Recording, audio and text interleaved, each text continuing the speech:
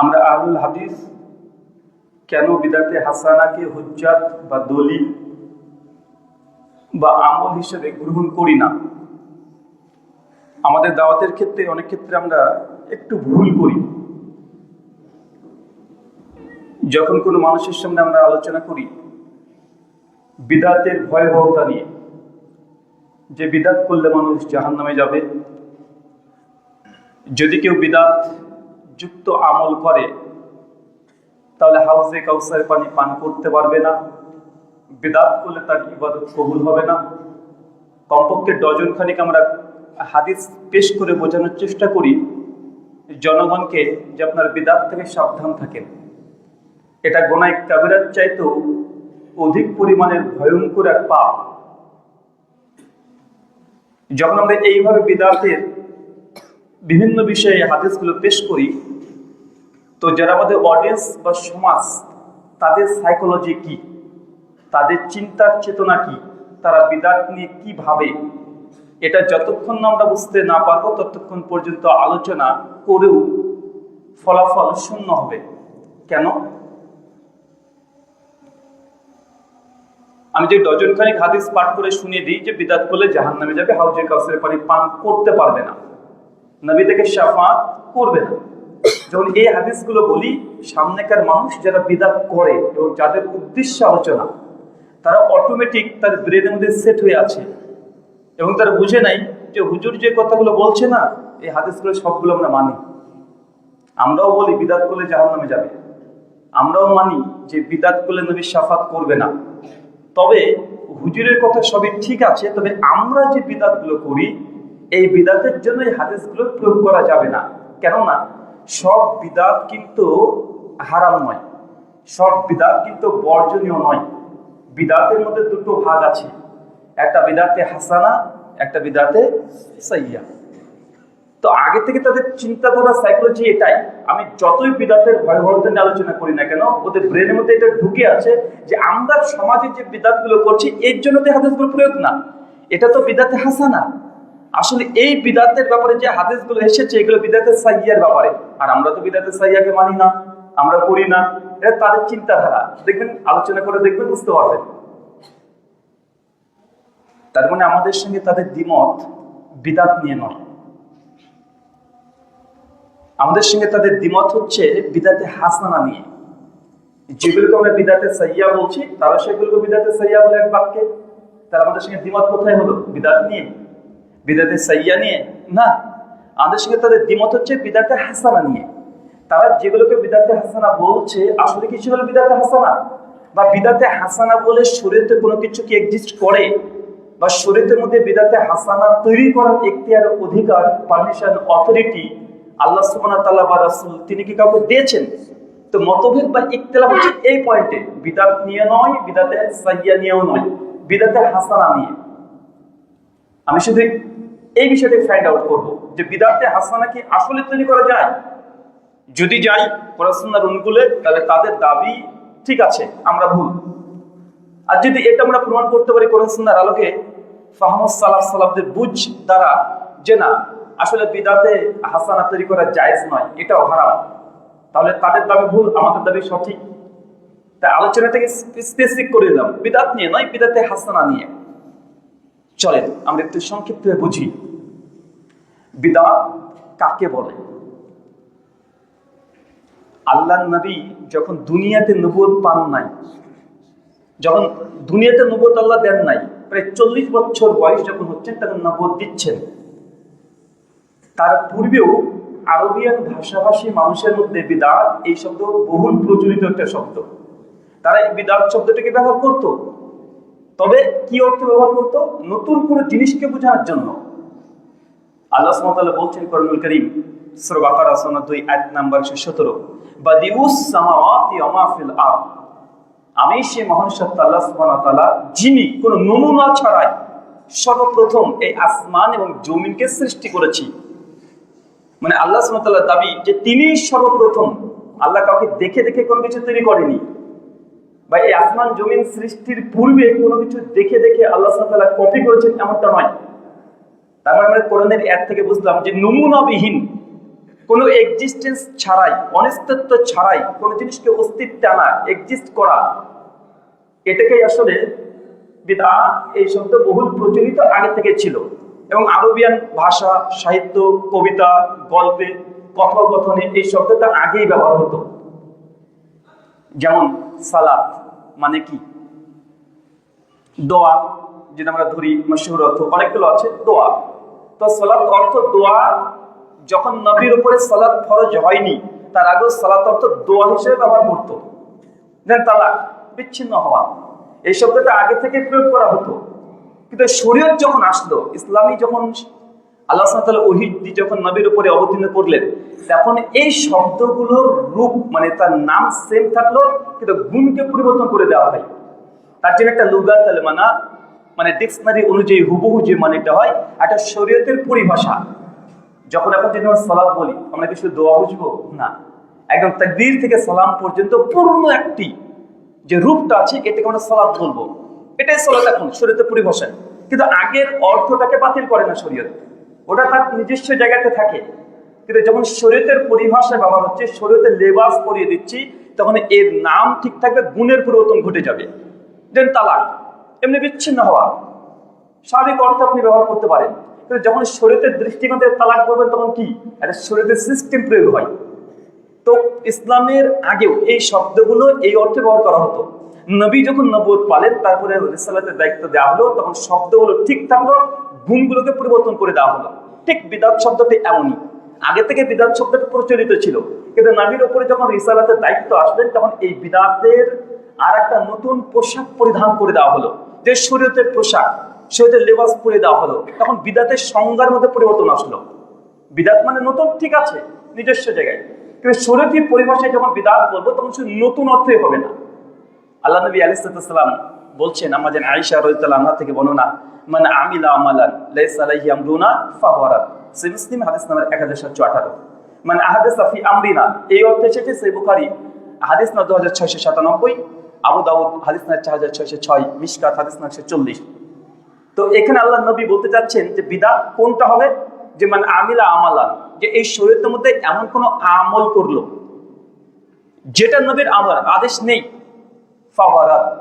শাইখুল ইসলাম ইবনে তাইমিয়া রাহিমাহুল্লাহ তার মিনহাজুস সুন্নাহ বিন নববিয়্যাহ দ্বিতীয় খণ্ডের 418 নম্বর পৃষ্ঠায় তিনি বিদআতের সংজ্ঞা দিচ্ছেন। আমি জাস্ট মূল ভাবটা বলি। তিনি অনেক দীর্ঘ আলোচনা করেছেন এবং বিদআতের একের সংজ্ঞা কি হবে এটা নিয়ে তিনি অনেক বাহাস করেছেন আলোচনার মধ্যে। এক একজন এক এক বিদআতের সংজ্ঞা দিতে চেয়েছেন। তো তিনি বলছেন, সার নির্যাস ফলকত হচ্ছে এটা, যে রাসূল থেকে প্রমাণিত নয়, সাহাবী থেকে প্রমাণিত নয়, তাবাঈন থেকে প্রমাণিত নয়, এবং মুসলিম উম্মাহর ইজমা দ্বারা প্রমাণিত নয়। এটা তিনি যুক্ত করেছেন, ইজমা শব্দটা। মুসলিম উম্মাহর ইজমা দ্বারা প্রমাণিত নয় এমন কোন আকীদা, আমরা অনেকে এই শব্দটাকে বলি না, বিদআত শুধু আমলের দিকে হয় না, আকীদাগত বিদআত হতে পারে। আর মুহাদ্দিসগণ, ফুকাহাগণ যখন বিদআত শব্দটা ব্যবহার করে, আমলের চাইতে আকীদার দিকে নিসবতটা বেশি করে, যে এমন কোন আকীদা অথবা আমল যদি করে সেটা বিদআত হবে। তার মানে কি, নবী থেকে প্রমাণিত নয়, সাহাবী থেকে নেই, তাবাঈন থেকে প্রমাণিত নেই, মানে কুরুনে সালাসা। হাদিসে যেমন স্পষ্ট তাদেরকে দলিল হুজ্জাত হিসেবে আল্লাহ সুবহানাহু ওয়া তাআলা নবী আমাদেরকে বলেছেন যে খায়রুন নাসি কারনি সুম্মা আল্লাযিনা ইয়ালুনাহুম সুম্মা আল্লাযিনা ইয়ালুনাহুম, যে সবচেয়ে তিনটে যুগ হচ্ছে শ্রেষ্ঠ যুগ, নবীর যুগ, সাহাবীর যুগ, তার পরবর্তী যুগ। তার মানে এই তিনটে যুগ আমাদের জন্য মডেল, আমাদের জন্য দলিল। তো ইবনে তাইমিয়া রাহিমাহুল্লাহ এই হাদিসকে সামনে রেখে বলছেন যে বিদআত যখন আমরা ফতোয়া দেব, তখন এই তিন প্রজন্মে এর কোনো অস্তিত্ব নেই, এবং মুসলিম উম্মাহর ইজমা মানে পরবর্তী উলামাদেরকে শামিল করেছে, পরবর্তী উলামাদের ইজতিহাদকে শামিল করেছে। যদি ইজমা দ্বারা প্রমাণিত না হয়, তাহলে এই আমল বা আকীদাকে বিদআত বলা হবে। কোরআন মাজিদ আমরা পেয়েছি যে বিদআতের আবিধানিক অর্থ লুগাতাল মানা, যে প্রথম সৃষ্টি আল্লাহ সুবহানাহু ওয়া তাআলা করেছেন। সূরা আহকাফ খোলেন, সূরা নম্বর 46 আয়াত নম্বর 9। আল্লাহ বলছেন, কুনমা কুনতু বিদাম মিনার রাসূল, হে নবী আপনি তাদেরকে জানিয়ে দেন আমি কোনো নতুন রাসূল না, যে আমি যে মুহাম্মদ সাল্লাল্লাহু আলাইহি সাল্লাম প্রথম তোমাদের কাছে দাওয়াত নিয়ে এসেছি, এমনটা তো নয়। আরে আমার পূর্বে নবী ইব্রাহিম এসেছিলেন একই দাওয়াত নিয়ে, এই লা ইলাহা ইল্লাল্লাহ দাওয়াত নিয়ে নবী ইব্রাহিম এসেছে, মুসা, দাউদ, সুলাইমান, ইউনুস, ইউসুফ, ইয়াকুব, ইয়াহইয়া, জাকারিয়া, প্রত্যেক নবী রাসূলের একই দাওয়াত ছিল। আপনি বলে দিন আমি কোনো নতুন বার্তাবাহক না, নতুন কোনো রিসালাত নিয়ে এসেছি, নতুন কোনো মেসেজ বার্তা এসেছে তোমাদের কাছে, এমনটা নয়। তাহলে কোরআন থেকে আমরা বুঝতে পারলাম বিদআতের একটা অর্থ লুগাতাল মানা অনুযায়ী যে নতুন কোনো সৃষ্টি, নতুন কিছু রচনা করা, নতুন কিছু আনা, এটা হচ্ছে বিদআত। কিন্তু শরীয়তের পরিভাষায় এটা আমল এবং আকীদার দিকেই খাস। তখন নতুন পোশাক এগুলো তো আসবে না। আর আমাদের ওলামা সমাজ যারা বিদআতযুক্ত ইবাদত করে, তাদের ভুল হচ্ছে এটাই, তারা বিদআতের অর্থ নাই ইসলাম যখন নবীর পর রিসালাতের দায়িত্ব আসেনি তার আগের অর্থগুলো তারা দাঁড়িয়ে থাকে। মানে যখন রিসালাত আসেনি তার পূর্বে বিদআতের যে অর্থ, ওই অর্থে তারা দাঁড়িয়ে আছে এবং তারা তখন প্রশ্ন করতে শুরু করে দেয়, রুহুল ভাই আপনি যদি এই কথাই বলেন, তাহলে এই যে আপনি দারুল হুদা কমপ্লেক্সে এসে আলোচনা করছেন, তো এই যে দেখছি অনেকগুলো ফ্যান, এটা তো নবীর যুগে ছিল না। আচ্ছা, এই যে এই দারুল হুদাতে এত বড় বিল্ডিং, টাইলস দিয়ে আপনারা মসজিদ করেছেন, এই মসজিদ তো নবীর যুগে ছিল না। এই যে বিমানে চড়ে মানুষ হজ করতে যাচ্ছে, এটা তো নবীর যুগে ছিল না। মানে এইভাবে বলতে শুরু করে দিচ্ছে, এমন আছে না নাই? এমনকি তারা অ্যাটাক করতে করতে মানুষের সবচেয়ে স্পর্শকাতর বিষয় কোরআন মাজিদের উপরে তারা অ্যাটাক করে। কিছুদিন আগে দেখবেন আলাউদ্দিন জিহাদি, বাংলাদেশের একজন আলোচক আছে, উনি বলছেন আরে কোরআনের মধ্যেও বিদআত আছে। তো কি বিদআত? উনি বলছেন নবীর যুগে তো কোরআনের মধ্যে জাবাজের পেশ এগুলো ছিল না, এইটাই তো জাবাজের পেশ ঢুকানো হয়েছে, তো এটা তো বিদআত। মানে এটা কি, মানে এটা মানুষের সাইকোলজিকে অ্যাটাক করা, মানে খুব দ্রুত মানুষকে বুঝিয়ে দেওয়া। আর সাধারণ মানুষ এত তো আটঘাট বেঁধে তারা শরীয়তকে বুঝে না। তা ঠিকই তো বলছে, হ্যাঁ ঠিকই তো, যে নবীর যুগে জাবাজের পেশ এগুলো ছিল না, নুক্তা ছিল না, তো এখন লাগিয়েছে ওলামারা, তো অতএব এটা তো বিদআতই হচ্ছে। কিন্তু ইনি যে অর্থটা নিয়েছে, কোথাকার অর্থ নিয়েছে? উনি মানে রিসালাতের দায়িত্ব নবী যখন পাননি, আগে জাহেলি অর্থে, জাহেলি যুগেও যে বিদআত ব্যবহার করা হতো, যে অর্থে, ওই অর্থটাকে শরীয়তের মধ্যে প্রয়োগ করছে। কিন্তু যখন শরীয়তকে কোনো দিক থেকে বিদআত বলবেন, তো জাহেলি অর্থ নিয়ে নয়, তো শরীয়তের যে পোশাক আছে, যে সংজ্ঞা আছে, সেই সংজ্ঞাতেই আপনাকে বলতে হবে এটা বিদআত অথবা এটা বিদআত নয়। আচ্ছা, ফর সেক অফ আর্গুমেন্ট, যদি 1 মিনিটের জন্য ধরেও নি যে কোরআনের মধ্যে বিদআত আছে, তো কি জাবাজের পেশ? আচ্ছা, কোন অন্ধ হাফেজ দেখেছেন না? দেখেছেন? আচ্ছা, ও তো জাবাজের পেশ কি আলিফ বাহ দেখতে পায় না। কেউ যদি কোরআন মাজিদের আলিফ লাম মিম 3 হরফ পরে, জামে তিরমিজি, ফাজাইলে কোরআন, হাদিস নাম্বার 2910, শেখ আলবানী, শেখ শুআইব আরনাউত রাহিমাহুল্লাহ, ইমাম যাহাবী, ইমাম হাজার, শাইখুল ইসলামকে হাসান বলেছেন, আলিফ লাম মিম পড়েছে 330 নাকি পেয়ে গেছে। তো যে অন্ধ হাফেজ, তার জন্য কি হবে? ওর কাছে না জাবার আছে, না জের আছে, না আলিফ আছে, না বা আছে, কিছু আছে নাকি? সে তো মুখস্থ পড়ছে। এখন কেউ যদি বলতো যে আলিফ লাম মিম অথবা বিসমিল্লাহ আমি পড়ছি, বা জালিকাল কিতাব পড়লাম, এখন এর মধ্যে 10 খান অক্ষর আছে, আমি যখন কোরআন মাজিদ পড়ছি 100 খান নেকি পেয়ে গেলাম জালিকাল কিতাব বলাতেই। এখন কেউ যদি জাবাজের পেশ হীন কোরআন পড়ে, ওর কোরআনের জাবাজের পেশ নেই, সে কয়টা নেকি পাবে? 10টা যদি অক্ষর থাকে 10টা নেকি, 100টা নেকি পাবে। আবার যে জাবাজের পেশ দিয়ে পড়ছে, সে কতগুলো নেকি পাবে? 100 পাবে। তো কেউ কে আজকাল তোমরা বলেছি ভাই জাবাত যদি থাকে তাহলে 3 নেকি বেশি হবে, জের থাকলে আরো 2 যুক্ত হবে, পেশ থাকলে 5 হবে, এরকম কেউ বলে না। মানে এটা আমরা পড়ার সুবিধার্থে জাবাতের পেশ, এটা শরীয়তের অন্তর্ভুক্ত না। যার প্রয়োজন নেই সে পড়ে না। যেন অন্ধ হাফেজ, ওর কোরআনের এই নুসখার প্রয়োজন হয় না, ওর কোরআনের নুসখা প্রয়োজন হয় না, শুনে শুনে মুখস্থ করে ফেলেছে ও। তার মানে জাবাতের পেশ দেওয়ার জন্য কোরআন মাজিদের মধ্যে কোনো রকম পরিবর্তন ঘটছে না। আর আমি যে আমল করছি এর জন্য কোনো নেকিরও পরিবর্তন ঘটছে না। অতএব এটাকে বিদআতের ক্যাটাগরিতে ফেলা, এটা একটা মিস্টেক, এটা তাদের একটা ভুল সিদ্ধান্ত। এই যে পাকা মসজিদ, আসলে পাকা মসজিদ নবীর যুগেও ছিল। এই যে মসজিদ দেখছেন, সেম ডেকোরেশন না হলেও এটাও ছিল। সহিহ বুখারী হাদিস নাম্বার 447 এবং সহিহ বুখারী হাদিস নাম্বার 1228, আম্মার বিন ইয়াসার রাদিয়াল্লাহু আনহু, সে বিখ্যাত হাদিস যে আল্লাহর নবী বলছেন যে আম্মার, তোমাকে বিদ্রোহী দল আছে তারা হত্যা করবে।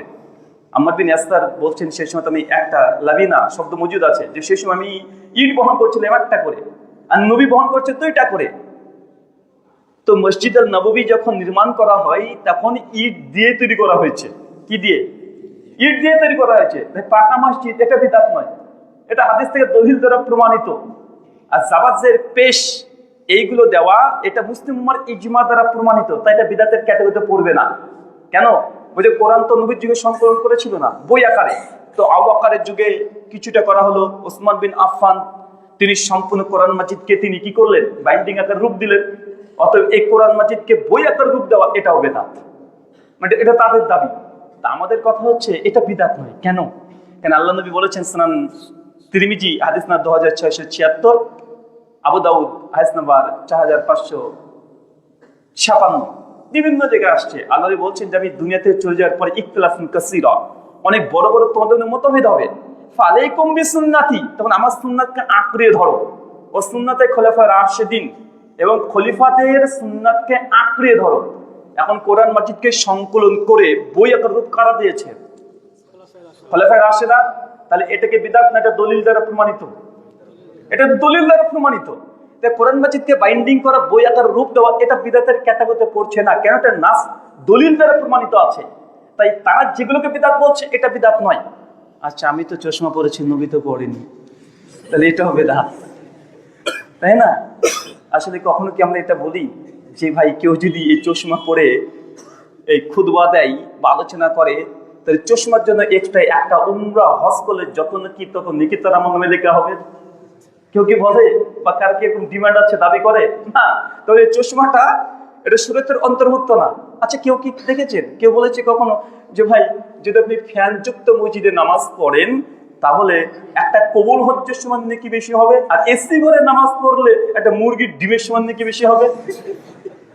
কেউ কি শুনেছেন এরকম? তার মানে বোঝাচ্ছে এগুলো দিনের অন্তর্ভুক্ত না, আমাদের সঙ্গে সম্পৃক্ত না। আরে হিন্দু ঠাকুরদের মন্দিরে তো ফ্যান থাকে রে বাবা। এটা যে বিদআত হতো, শরীয়তের অন্তর্ভুক্ত হতো, তাহলে তারা তো এগুলো করতো নাকি? হ্যাঁ, তবে আপনি যে 40 আনা করছেন না, এটা আমল হিসেবে করছেন। এটা কি হিসেবে করা হয়? এটা আমল হিসাবে। এই যে সওয়াব রেশনি করা হচ্ছে, আরে বাবা ও তো কঠিন ব্যাপার। হুজুরের কাছে এসেছে ছেলে, কাঁদতে কাঁদতে এসে বলছে যে হুজুর আব্বা তো মারা গেছে। তো হুজুর বলছে বাহ, কাস্টমার দারুণ এসেছে, এরকমই তো খুঁজছিলাম। তো হুজুর তখন বলছে বাবা তোর বাপ যখন মারা গেছে, এখন তো বাপের জন্য কিছু করতে হবে, তো কি করতে হবে হুজুর? বলছে কি আর করবেন, কমপক্ষে বাপের জন্য কোরআন মাজিদ খতম করতে হবে, মানে কোরআনকে খতম করতে হবে। খতম হচ্ছে উর্দু শব্দ, তার মানে শেষ করা, মানে কোরআনকে শেষ করবে। আপনি বলেন তোকে খতম করে দেবো, মানে কি? মানে তোকে শেষ করে দেবো। এখন হুজুর বলছে কোরআনকে খতম দিতে হবে। তো বলছে হুজুর আমার তো কোরআন তো জানিই না। হুজুর একটু ভালোই লাগে যখন শুনে যায় না, ও জানে না। আচ্ছা তোর তোর পরিবারে কেউ জানে, তোর বউ জানে? আচ্ছা না হুজুর জানে না। তো কমপক্ষে একটা খতম তো দিতেই হবে। তোর আব্বা কবরে আযাব পাবে, ছেলে কি চায় কখনো যে আব্বা কবরে আযাব পাক? ও তো চায় না। ও তখন বলছে হুজুর তারা কি করতে হবে আপনিই বলেন। টেনশন নিস না, আসলে গত রমজানে আমি 3 বার কোরআনকে খতম দিয়েছি, আমার স্টকে আছে। মানে 3 বার খতম দিয়ে ওই স্টক করে রেখে দিয়েছে। মানে দোকান দেখেছে না, সেলফ থাকে, সেলফে এসে রেখে দেয়, ওই যে 3 বার খতম অলরেডি দেওয়া আছে, স্টক করে রেখেও দিয়েছে। তো হুজুর এখন কি করবে? তোর আব্বা আমার বন্ধু লোক ছিল, মানে বেনামাজি হুজুরের বন্ধু, ওই যে বন্ধু লোক ছিল। তো ঠিক আছে আমি দিয়ে দেবো তোর আব্বার নামে। তো একটা কথা আছে, তো কি কিছু হাদিয়া দিস। এখন কত হাদিয়া?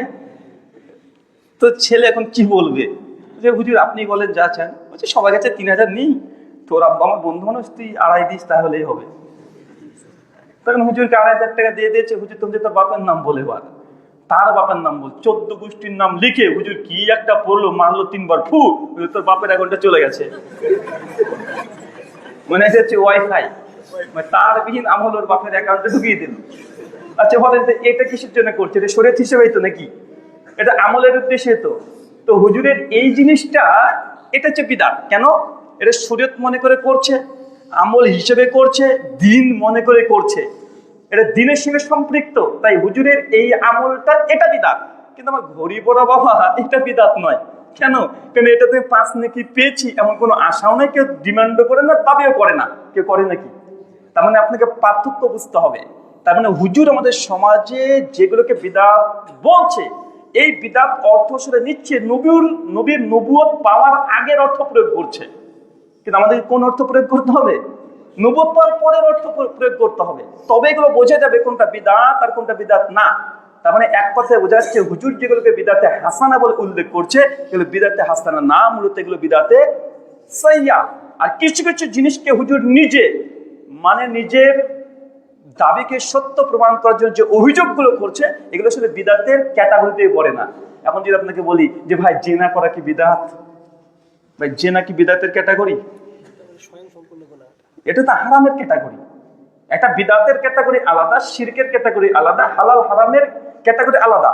তো এখন জেনা করা বিদআত না সুন্নাতে প্রশ্ন তো কোনো পাগলও করবে না, করবে নাকি? এখন হতে পারে ঘড়ি পরা সুন্নাত সরি জায়েজ না না জায়েজ, এটা জায়েজ না জায়েজের ক্যাটাগরি মাসালা, এটা এই ফ্যাকাল্টি। মসজিদে ফ্যান লাগানো এটা জায়েজ না না জায়েজ এই মাসালা আসবে, এটা বিদআত সুন্নাতে আসবে না। তো হুজুর এখানে ক্যাটাগরিক্যাল মিস্টেক ফেলাসি করেছে। মানে আমরা যখন ফিলোসফি দর্শন পড়ি বা নাস্তিকদের সঙ্গে যখন আমরা খণ্ডন করতে যাই তখন আমরা এটাকে বলি ক্যাটাগরিক্যাল মিস্টেক ফেলাসি। মানে ক্যাটাগরি মিস্টেক কি? ধরেন একটা ধরেন বললেন যে ভাই তোর মোবাইল আছে, ও তারপরে তুই শিক্ষিত। আরে ভাই মোবাইলের সঙ্গে শিক্ষিত কি সম্পর্ক রে ভাই? বুঝতে পারলেন না ভাইজান? ভাই আমি পরীক্ষা দিতে যাব, আজকে একটা দারুণ কলম কিনেছি। এখন কে যদি দারুণ কলম কিনেছিস মানে তুই স্টার পাবি। আরে ভাই কলমের সঙ্গে তার স্টার পাওয়ার সম্পর্ক কি? মানে এটা ক্যাটাগরিক্যাল মিস্টেক ফেলাসি। মানে যে দাবি করছে সেই দাবির সঙ্গে সে আমল বা কর্মের কোনো সম্পর্কই নেই। তো এই যে ফ্যান চালানো বা এসি লাগানো, পাকা মসজিদ নির্মাণ করা, এটা সুন্নাত না বিদআত ক্যাটাগরি নয়, এই ফ্যাকাল্টির নয়। এই ফ্যাকাল্টি হচ্ছে জায়েজ না জায়েজের মাসালা। কিন্তু হুজুর টুক করে ঢুকে দিয়েছে এখানে, কেন? হালুয়া রুটি খাবে তাই। এখন হুজুরের হালুয়া রুটি দরকার, কারণ এটুকু যদি জনগণকে না বোঝায় তাহলে জনগণ তো খুব সহজে বুঝে নিবে। তার মানে এতটুকু কমপক্ষে বুঝলাম যে বিদআতের যে অর্থ, এই অর্থ নিয়ে কোন অর্থ প্রয়োগ করছে এটা নিয়ে মূলত সমস্যা। এখন চলেন বিদআতে হাসানা এটা কি শুরুতে জায়েজ? চার ইমামের ফতোয়া কি ছিল? আমার জানা মতে, আমার ইলম মোতাবেক যতটুকু ঘাটাঘাটি করে দেখেছি, বিদআতে হাসানা এই ক্যাটাগরি প্রথম ভাগ করেন ইমাম শাফিঈ রাহিমাহুল্লাহ। আল মুতাফা 204 হিজরি 150-এ জন্মগ্রহণ করেছেন ইমাম শাফিঈ, আর মৃত্যু কত? 204-এ। ইমাম শাফিঈ প্রথম তিনি বলেছেন বিদআতকে দুই ভাগে ভাগ করেছেন, বিদআতে হাসানা, বিদআতে সাইয়্যা।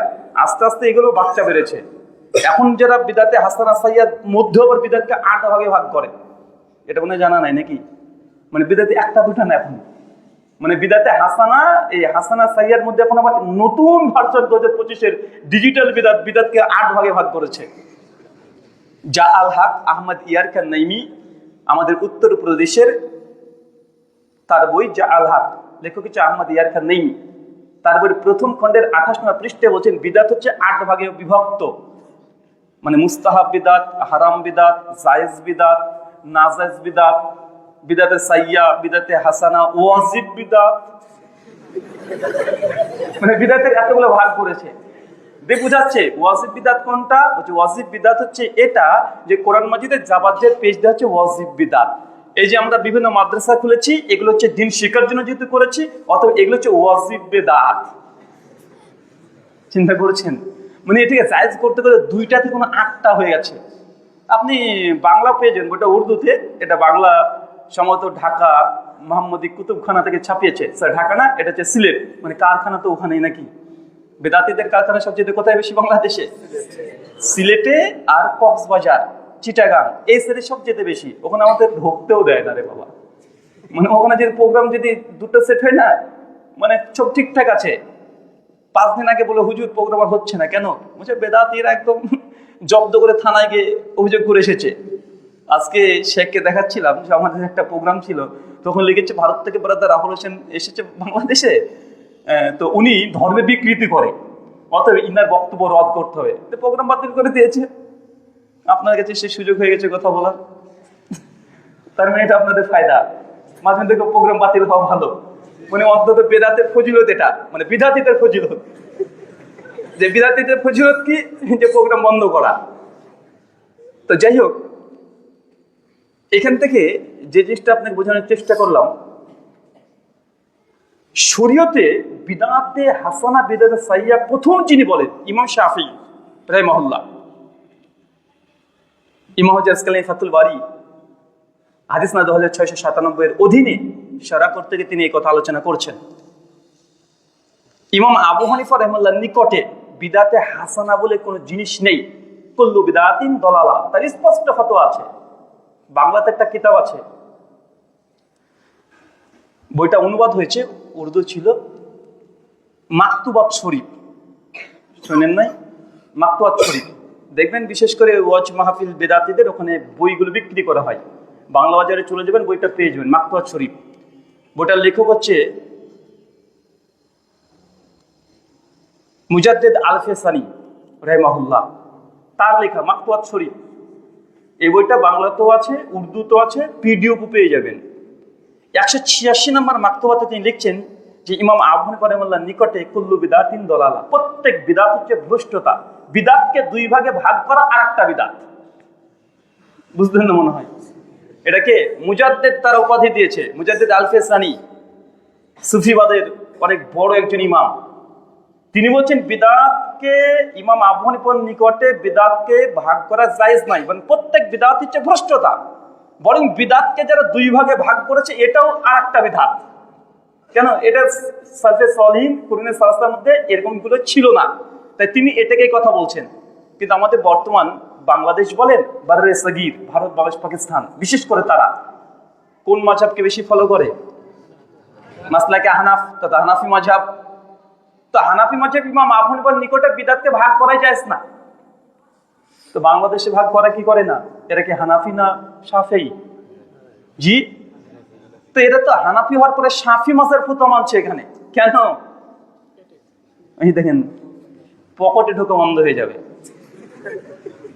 আর একটা ফতোয়া বলে দিই এখানে, এই যে আপনারা অনেক দিনী ভাইয়েরা আছেন, তালেবে ইলম পড়াশোনা করছেন, শেখ মাশায়েখ আছেন, এদের রুজি রোজগার মেরে দিয়েছিল ইমাম আবু হানিফা রাহিমাহুল্লাহ। কিভাবে? যে জামাতে যখন নামাজ পড়ছে ইমাম সাহেব, এখন ইমামের টাকা নেওয়া জায়েজ না, না জায়েজ? মাদ্রাসাতে শিক্ষক শিক্ষকতা করছে, এখন এর জন্য বেতন নেওয়া জায়েজ না, না জায়েজ? মসজিদে একজন আজান দিচ্ছে, মুয়াজ্জিন, এখন এর বিনিময়ে টাকা নেওয়া জায়েজ না, না জায়েজ? মানে ধর্মের সঙ্গে অর্থের যে কানেকশন, আদান প্রদান, এটা জায়েজ না, না জায়েজ? ইমাম আবু হানিফা রাহিমাহুল্লাহর ফতোয়া, এবং এটা রাজে কল, ইমাম আবু হানিফা, ইমাম মুহাম্মদ, কাজী ইউসুফ, সকল, ইমাম জুফার, সকলের মত যে নাজায়েজ, হারাম। তো যখন দেখছি যে বাপরে বাপ, এখন শিক্ষকতা করে টাকা নিয়ে হারাম, হানাফি মাযহাব অনুযায়ী নামাজ পড়ি, ইমামের বেতন দেওয়া হারাম, এখন এটাকে তারা পরিবর্তন করেছে। এখানে ইমাম আবু হানিফার এই ফতোয়াকে 3 তালাক, এক বৈঠকে 52 তালাক দিয়েছে। দিয়ে তাফসিরে মারিফুল কোরআন আছে না, মুফতি শফি রাহিমাহুল্লাহ, এনার পরিচয় কি? জাস্টিস তাকি উসমানী, মানে জীবিত হানাফি দেওবন্দীদের জীবন্ত আল্লাহর ওলি। যদি আপনারা কেউ দেখতে চান, তাকে দেখতে হবে, হেঁটে বেড়াচ্ছে। উনার পিতার নাম হচ্ছে মুফতি শফি রাহিমাহুল্লাহ, পাকিস্তানের, যার কিতাব সৌদি আরব সরকারের সেই সময় কি করতো? ছাপিয়ে ফ্রি বিতরণ করতো। এখন যেমন আমাদের কোন তাফসির দিচ্ছে, তাফসির আহসান বায়ান সৌদি আরব থেকে, বাংলাতে আমাদের দেখছে তাফসির জাকারিয়া। তো সৌদি সরকার রাষ্ট্রীয়ভাবে সেই তাফসিরকে বহুল প্রচলিত করেছে। নাম কি? মারিফুল কোরআন।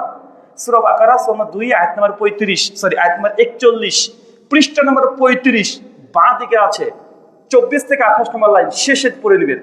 ওখানে স্পষ্টভাবে আলোচনা করছেন যে মাসলাকে আহনাফ, হানাফি মাযহাব অনুযায়ী ইমামের বেতন দেওয়া, মুয়াজ্জিনের আজানের টাকা নেওয়া, শিক্ষক কোরআন মাজিদ শিখিয়ে দার্স তাদরিস করে টাকা নেওয়া হানাফি মাযহাব অনুযায়ী হারাম, ইমাম আবু হানিফা অনুযায়ী হারাম। কিন্তু জরুরতের কারণে পরবর্তী মানে আকাবির, মানে আমাদের আকাবির, তারা এটাকে জায়েজ ফতোয়া দিয়েছে। মানে আবু হানিফা রাহিমাহুল্লাহ ফতোয়া কি করেছে? এখানে রদ করেছে। কেন বলেন তো? এই যে আবার এই পেট, আবার এর জন্য ওই ফতোয়া হানাফি মাযহাবে মানা হয় না।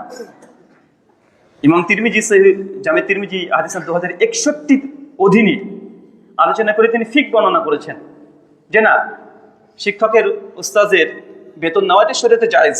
তিনি অনেক দলিল ওখানে উপস্থাপন করেছেন, কেন জায়েজ, কিভাবে জায়েজ, সব আলোচনা করেছেন। তো আমি এই দিক দিয়ে আপনাকে ইঙ্গিত দিতে চাইলাম যে সমাজে কিছু কিছু জায়গাতে দেখবেন, যখন আমাদের ধর্মীয় আর্থিক আদান প্রদান হচ্ছে, সেই সময় ফতোয়ারও পরিবর্তন ঘটে যায়।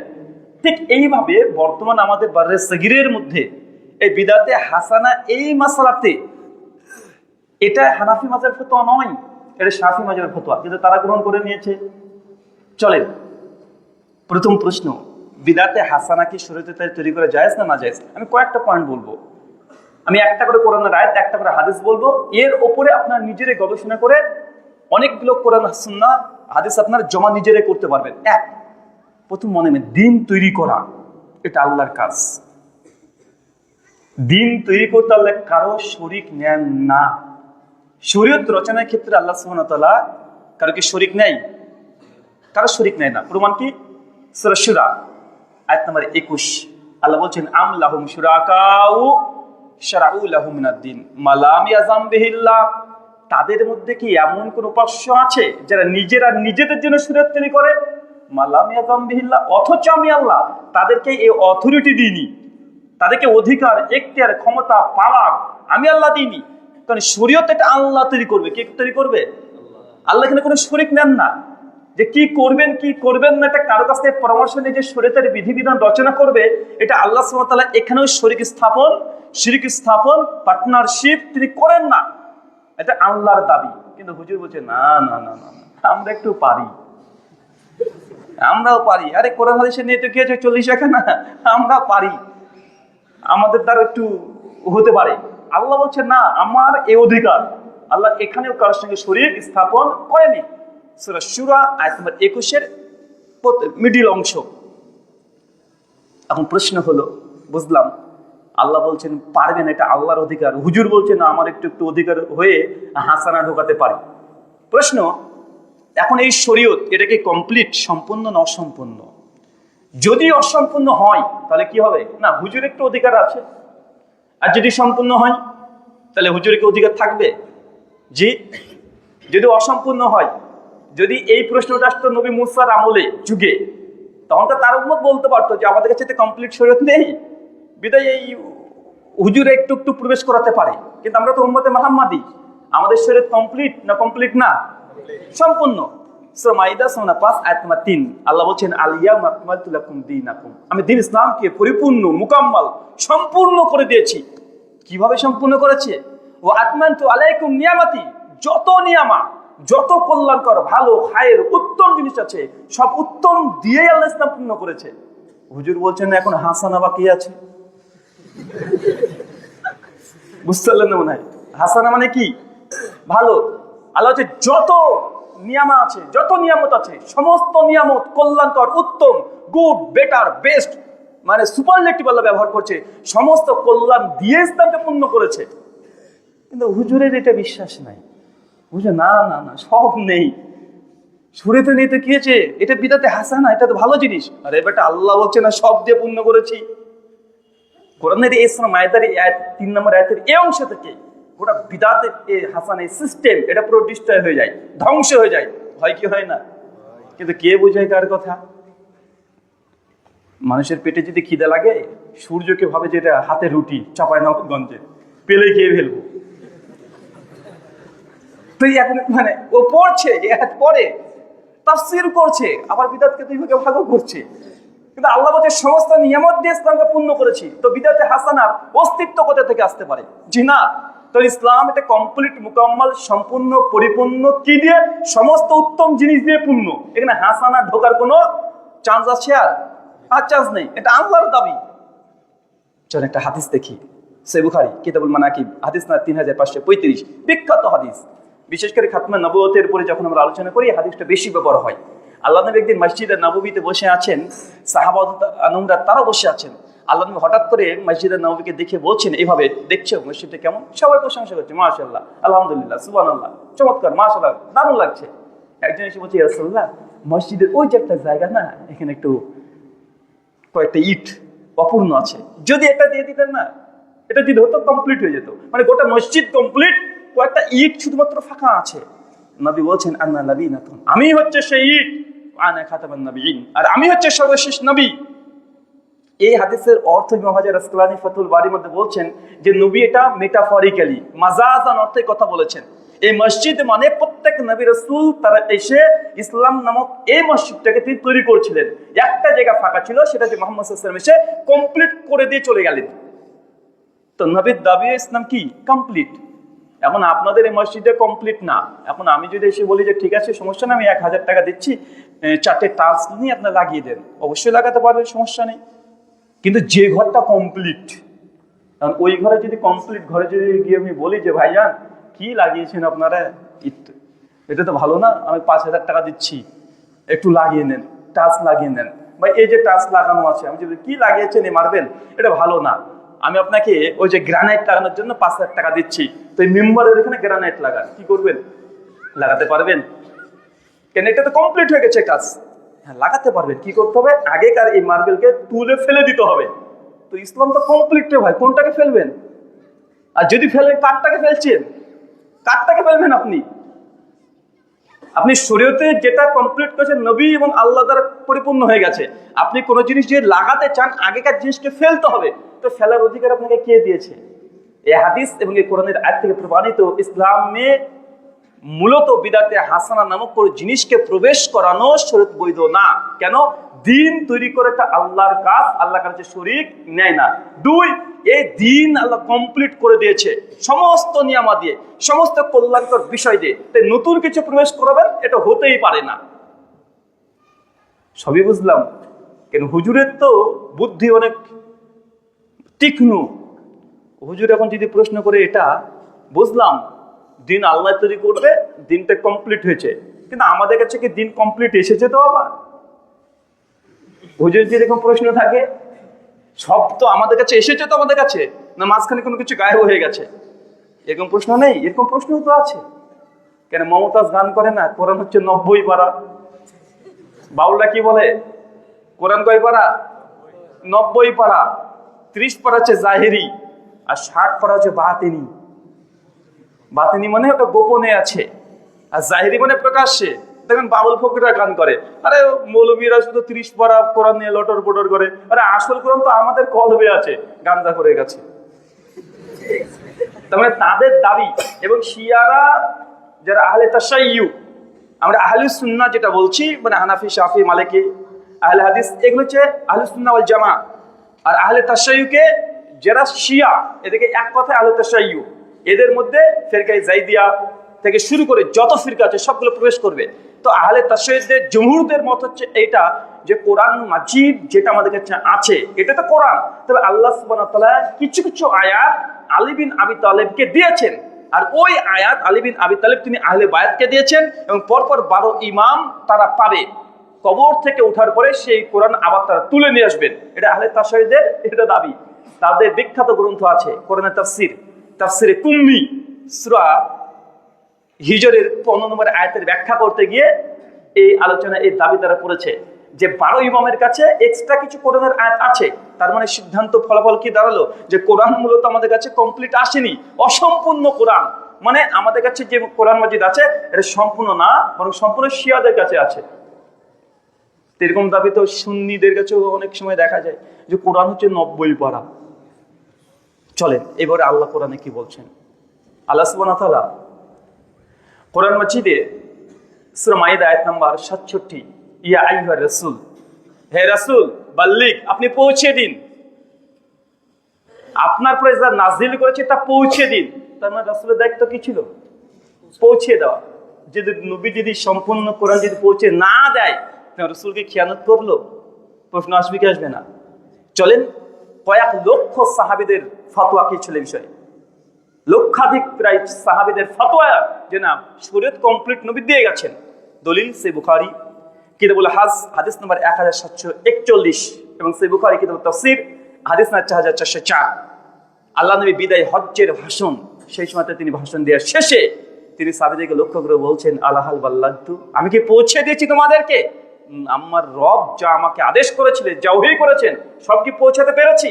সাহাবীরা কি বলেছেন? না নবী, হুজুর পড়েছে কিছু ঢোকাবে। আপনি দেখেন নাই হুজুর কিছু নিয়ে আসবে, মিলাদ কিয়াম এইসব হালুয়া রুটি এগুলো পরে নিয়ে আসবে, এরকম কিছু বলেছে? সাহাবীরা এক বাক্যে বলছেন, না আমি ইয়া রাসূলুল্লাহ, জি আল্লাহ রাসূল সাল্লাল্লাহু আলাইহি ওয়াসাল্লাম সব পৌঁছে দিয়েছেন, আপনার দায়িত্ব কমপ্লিট করেছেন, কোনো কৃপণতা করেননি, যা আল্লাহ ওহী করেছে সব আমরা পেয়ে সন্তুষ্ট হয়ে গেছি।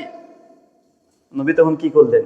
তার শাহাদা আঙ্গুলটাকে আসমানের দিকে তুলে আল্লাহ মাশাআল্লাহ, আল্লাহ তুমি সাক্ষী থাকো। সহিহ মুসলিমে আসছে 3 বার নবী এই কথা বললেন। প্রশ্ন, নবী আকাশের দিকে হাত তুললেন কেন? তার মানে বুঝা গেল আর রহমান আলাল আরশে ইস্তাওয়া, যে রহমান আল্লাহ তিনি আরশের উপরে আছেন, কিন্তু হুজুর বলছে সব জায়গায় আছেন। সহিহ মুসলিম এর হাদিস, এই জন্য বলেছি যে আমাদের সমাজে সহিহ মুসলিমের বাদ দিয়ে মৌলানা শরীফ বেশি চলে, মুসলিম শরীফ কম চলে। আমি বলি যে এটা আরে সহিহ মুসলিম, মুসলিম শরীফের হাদিস, বলছে আরে মৌলানা শরীফ এই কথা বলেছে। কোন শরীফে এই কথা মানবেন, মৌলানা শরীফ না মুসলিম শরীফ? সমস্যা একটা, নবী আসমানে হাত তুলে বলছেন আল্লাহ মাশহাদ, আল্লাহ তুমি সাক্ষী থাকো, আমার উম্মত সবাই সাক্ষী দিচ্ছে। আচ্ছা, আল্লাহ যদি সব জায়গায় থাকতো তাহলে দোয়া করার সময় উপরে হাত তুলে কেন হুজুররা? এই উপরে হাত তুলবে, আল্লাহ দাও দাও, ডানে পায়ে উপরে নিচে সব জায়গায় করবে। ভাই এতটুকু বুদ্ধি নেই যে নবীকে আল্লাহ মেরাজে নিয়ে যাচ্ছে 7 আসমানে, তা আসমানকে পায়ের তলে নাকি রে ভাই? আসমান কোথায়? আসমান ফিস সামা কোথায়? আসমানে। আরে কোথায় একটা কোরআনে আল্লাহ তাও বলে দিয়েছে। ঈসা নবীকে আল্লাহ কোথায় তুলেছে, কোথায় রাফা করেছে? জি, সূরা নিসা আয়াত নম্বর 157 শেষ অংশ, 58 প্রথম অংশ, যে আল্লাহ থেকে আসমানে তুলে নিয়েছে। তখন আসমান কোথায় রে ভাই? আল্লাহ আসমান থেকে লোহা বর্ষণ করেন, সূরা হাদীদে বলেননি? আসমান থেকে লোহা বর্ষণ করছে, এটা জানি না? হুজুর বলছেন আল্লাহ সব জায়গাতে আছে। এ তো মুসিবত রে ভাই। আমরা এখানে 3টি বিষয় ক্লিয়ার করলাম। ও আচ্ছা, 1 নম্বর পয়েন্ট কি বলেছি? ইসলাম শরীয়ত দিন তৈরি করতে কে পারে? আল্লাহ। আল্লাহ কাউকে শরীক নেন? উত্তম না। 2, এই শরীয়ত সম্পূর্ণ না অসম্পূর্ণ? কমপ্লিট। কি দিয়ে কমপ্লিট রে ভাই? সমস্ত হাসানা দিয়ে কমপ্লিট। হুজুর তোমার হাসানা ওই ফ্যাক্টরিতে তৈরি করা, ওটা চলবে না। ইসলাম হচ্ছে ওহী নির্ভর, তোমার ফ্যাক্টরিতে তৈরি করার জিনিস না। আর 3 নাম্বার কি? যে সেই শরীয়ত কমপ্লিট নবী পৌঁছে দিয়েছে। তার মানে আপনার আমার প্রয়োজন কি রে ভাই? আমার কোন অধিকার আছে? কোন অধিকার নেই। আর এটা তো আমাদের তো নেই। আল্লাহ স্বয়ং এই অথরিটি নবীদেরকেও দিয়েছিল না। সো ইউনুস 1:15 আল্লাহ নবীর কাছে বেশ কিছু কাফেররা এসে বলছে, মুহাম্মদ সাল্লাল্লাহু আলাইহি ওয়াসাল্লামকে বলছে যে আল্লাহ নবী, আপনার মানে নবীকে নবী মানে না, এসে বলছে যে আপনার উপরে যে কোরআনটা অবতীর্ণ হয় না খুব কঠিন। আরে যা অবতীর্ণ সব আমাদের বিরুদ্ধে। আমি বা কোরআন পড়লে মনে হয় যা পড়ছে কোরআনে যায় সব বেরেলবিদের বিরুদ্ধে। ভালো করে দেখবেন সব কবর পূজারীর বিরুদ্ধে না, সব বিরুদ্ধে। ওই কাফেররা এসে বলছে আপনার কাছে যা আসে না সব আমাদের সমাজের বিরুদ্ধে, আমাদের ধর্মের বিরুদ্ধে চলে আসে। মুশরিকরা বলছে। সূরা ইউনূস 15 নম্বর আয়াতের মিডিল অংশ আল্লাহ কোরআনে বলছেন ওয়াইতিবি কোরআনি গায়রি হাযা, হে মুহাম্মদ, কাফেররা বলছে মুহাম্মদ তোমার উপরে যে কোরআন অবতীর্ণ হয়েছে না, এই কোরআনের পরিবর্তে অন্য এক কোরআন নিয়ে আসেন, আপনাকে নবী মেনে নেব। কত বড় খাটাস দেখেছেন? বলছে এই কোরআন মানতে পারবো না, এই কোরআনকে পরিবর্তন করে অন্য একটা কোরআন নিয়ে আসেন, ঠিক মেনে নেবো আপনাকে। নবী আমার কোনো কথা বলে না, একটু পর তাদের দাবিকে চেঞ্জ করে বলছে ওটা কোরআন পড়বেন না, আবাদিলহু, কোরআনে কিছু কিছু আয়াতে পরিবর্তন করে দেন, যেটা আমাদের বিরুদ্ধে যাচ্ছে সেটাকে বাদ দিয়ে অন্য একটা আয়াত নিয়ে আসেন, তাহলে আপনাকে নবী মেনে নেব। নবী কোনো কথা বলে না। আল্লাহ আসমান থেকে ফেরেশতা নাজিল করে দিয়ে বলে দিচ্ছেন যে জানিয়ে দেন যে কোরআন মাজিদের মধ্যে কোনো পরিবর্তন করে এখতিয়ার আমি নবী, আল্লাহ আমাকে এখতিয়ার দেয় না, সুতরাং এটা আমার এখতিয়ার নাই। এখন হুজুর আল্লাহ কোরআনে বলছে নবীর পরিবর্তন করবে বা কিছু প্রবেশ করবে, এই অধিকার নবীর নাই। কিন্তু হুজুর বলছে লা ইলাহা ইল্লাল্লাহ, বাদ এখন ইল্লাল্লাহ জিকির করতে হবে। ইল্লাল্লাহ ইল্লাল্লাহ, আফজালুল জিকরি কি? লা ইলাহা ইল্লাল্লাহ। হুজুর কি বলছে? না না, ইল্লাল্লাহ গ্রামাটিক্যাল দিক থেকে জায়েজ, আর এটা সুন্নাহ, ও গ্রামার ঢুকাচ্ছে। আর নবী যদি শরীয়তের মধ্যে কোনো জায়েজকে নাজেজ করতে না পারে, এই অথরিটি যদি আল্লাহ তাকে না দেয়, তো তোমার হুজুর কিভাবে করে দিল? এখান থেকে প্রমাণ হয় যে না, নবীদের যদি অথরিটি না থাকে শরীয়তে কিছু প্রবেশ করাবে বা বের করাবে, আমার মতো হুজুরের কোনো ক্ষমতা পাওয়ার অথরিটি নেই যে শরীয়তে কোনো জিনিসকে হুজুরের সিল মারা বেদাতে হাসানা দিয়ে শরীয়তে জায়েজ হয়ে যাবে, এটা হতে পারে না। ওয়ামা আলাইনা ইল্লাল বালাগ। আসসালামু আলাইকুম ওয়া রাহমাতুল্লাহি ওয়া বারাকাতুহু।